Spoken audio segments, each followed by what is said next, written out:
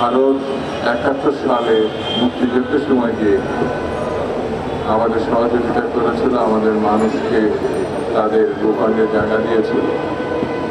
তার জন্য আমরা তাদের প্রতি কৃতজ্ঞতা জানাইছি।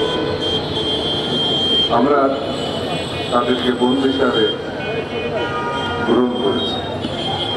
কিন্তু এই ভারত গত ৫৩ বছর মুক্তিযুদ্ধকালীন সময় থেকে আজ পর্যন্ত আমাদের বন্ধুত্ব, আমাদের কৃতজ্ঞতাকে তারা তাদের স্বার্থে ব্যবহার করার চেষ্টা করেছে।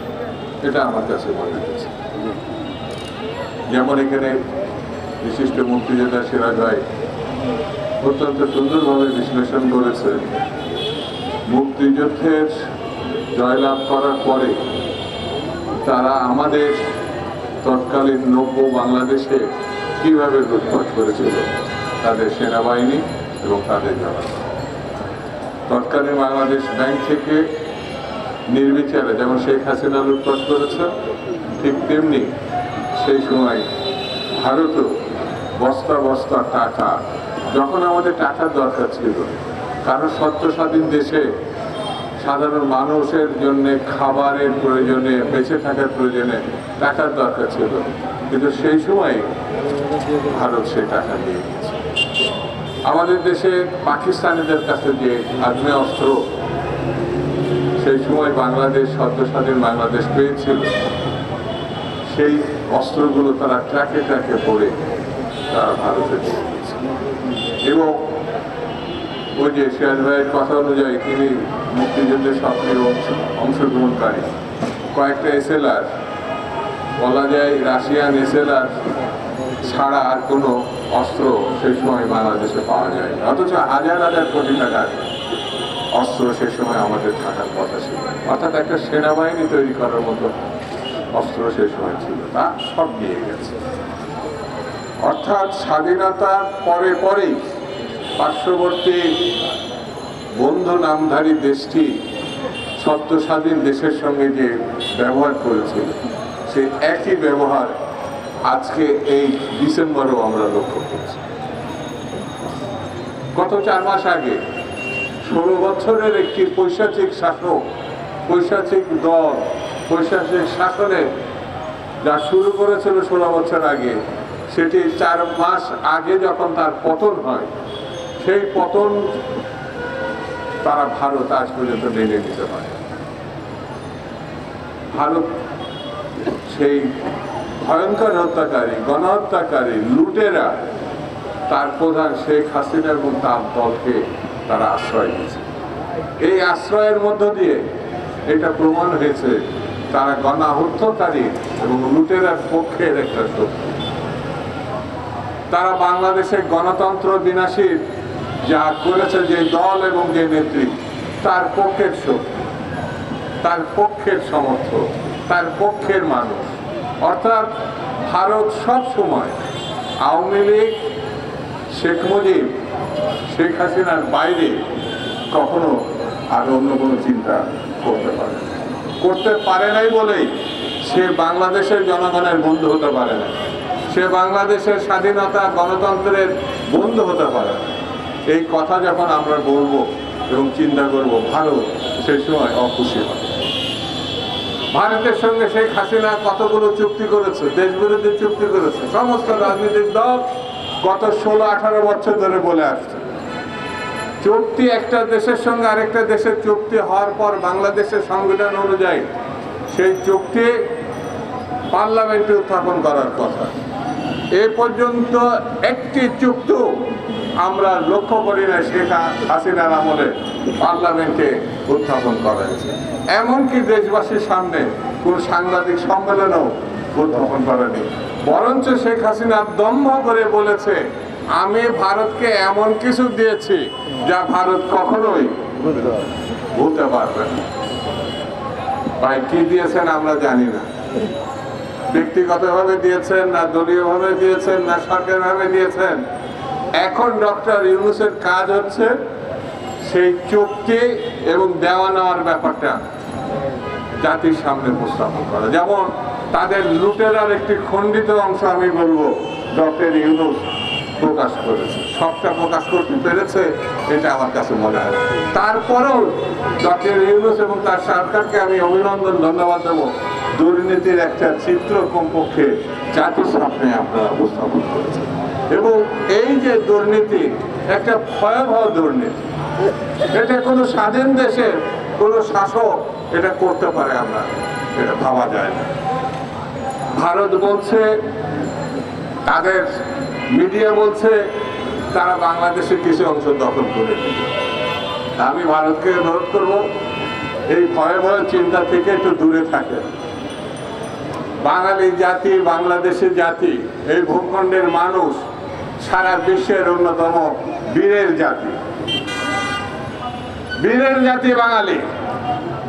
দক্ষিণ পূর্ব এশিয়াতে না, সারা পৃথিবীর মধ্যে তারা সশস্ত্র যুদ্ধ করে, সশস্ত্র লড়াই করে, সশস্ত্র ভাবে পাকিস্তানিদেরকে তারা পরাজিত করে স্বাধীনতা অর্জন করেছে।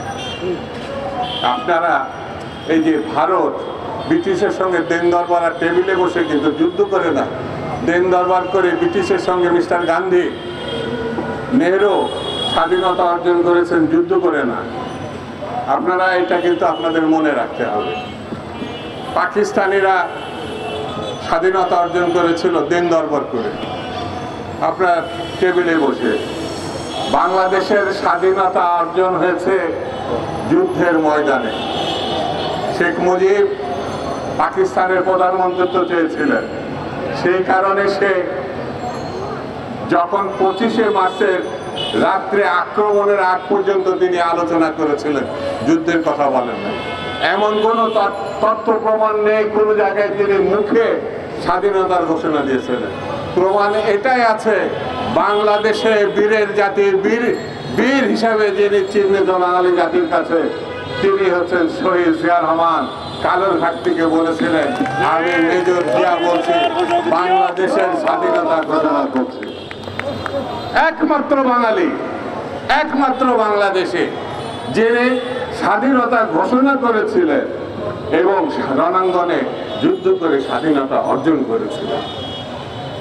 পাঞ্জাব, পাঠান, বেলুন, সিন্ধি, গোর্খা, যাদেরকে ব্রিটিশ খুব সাহসী জাতি হিসাবে বলেছিল, কারণ তারা এইসব ব্রিটিশের লেজুর বৃত্তি করেছে, চাকরি করেছে, স্বাধীনতা যোদ্ধাদের উপরে তারা অস্ত্র করেছে। কিন্তু বাঙালি কখনো কারো দাসত্ব মানে নাই, এটা মানত তারা চায়নি, কখনো মানে নাই। বাঙালির সঙ্গে যদি পার্শ্ববর্তী দেশ মনে করে যুদ্ধ করবে, তাহলে ভুল করবে।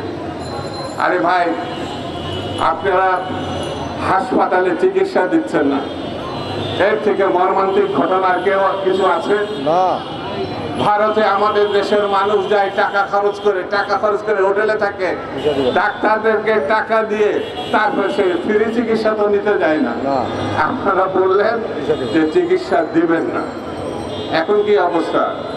আপনাদের হাসপাতাল ফাঁকা হয়ে গেছে, অনেককে আপনাদের চাকরি চলে যাচ্ছে, হোটেল একেবারে ফাঁকা। যে হোটেলগুলোতে বাঙালিরা থাকতো, খেত, এখন কলকাতার যেসব সংবাদ আসছে সেগুলো মর্মান্তিক। আমরা তো ভাই ইচ্ছা করে এসব বন্ধ করেন, আপনারা বন্ধ করেছেন, আপনারা বন্ধ করেছেন ভিসা। আমরা তো কিছু বলি নাই যে ভিসা দেন, বন্ধ রাখেন। এই 4 মাসে এত লাফাচ্ছেন কেন? 4 বছর পরে আমাদের এখানে বিশেষায়িত হাসপাতাল যেতে হয়ে যায়, যেদিকে আপনার ঠেলে দিয়েছে। এখানে যদি উৎপাদন আমরা বাড়াই, শহীদ জিয়া রহমান সেটা প্রমাণ করেছিলেন।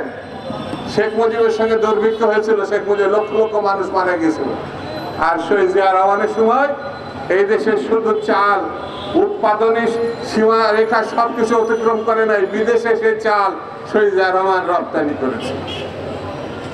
এই জাতির তিনি ছিলেন দিক নির্দেশক। শহীদ জিয়া রহমানের অনুসারী বেগম জিয়া, জনাব তারেক রহমান।